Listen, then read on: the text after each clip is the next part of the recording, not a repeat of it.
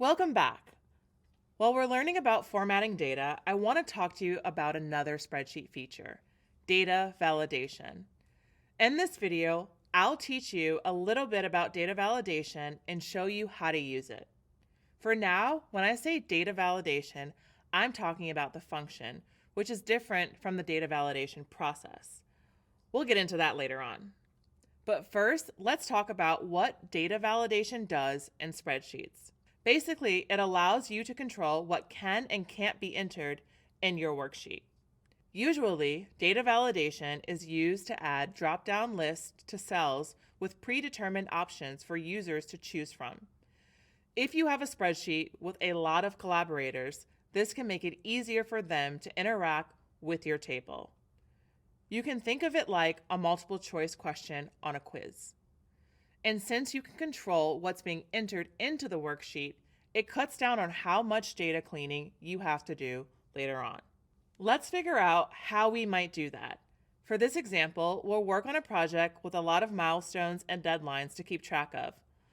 Let's say our team has a spreadsheet that tracks everyone's progress. But instead of making everyone write in where they are on their task individually, we can provide a drop-down menu with multiple options like Not Yet Started, In Progress, and Ready. So we'll select the column that we want to add the drop-down menus to, in this case, the status column. Then we'll go to the Data pull-down menu here at the top and click Data Validation. This brings up a pop-up menu with options for data validation.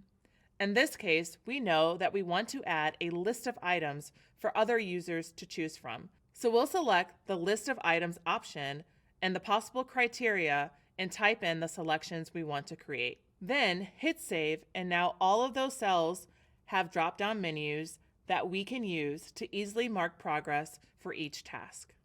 But there's other things that you can do with data validation in spreadsheets too, like creating custom checkboxes. To do this, let's select the cells under the Review column to make a checkbox that will let us know if tasks have been approved or not. We'll go back to the Data Validation menu. But instead of choosing List from a range, we'll choose Checkbox. There's an option to use custom cell values. Let's choose that and put in Approved and Not Approved. Now these tasks can be checked off by whoever's reviewing them, like a project manager, for example. Another way we can use data validation is to protect structured data and formulas. The more people that are working together in a spreadsheet, the more likely someone can accidentally break a formula. But good news, the data validation menu has an option to reject invalid inputs, which helps make sure our custom tools will continue to run correctly, even if someone puts the wrong data in by mistake. All right, now you know 3 uses for data validation in your spreadsheets: adding drop-down lists, creating custom checkboxes, and protecting structured data and formulas. Data validation can help your team track progress, protect your tables from breaking when working in big teams, and help you customize tables to your needs. Coming up, we'll learn more about conditional formatting and some ways you can use conditional formatting and data validation together. See you soon.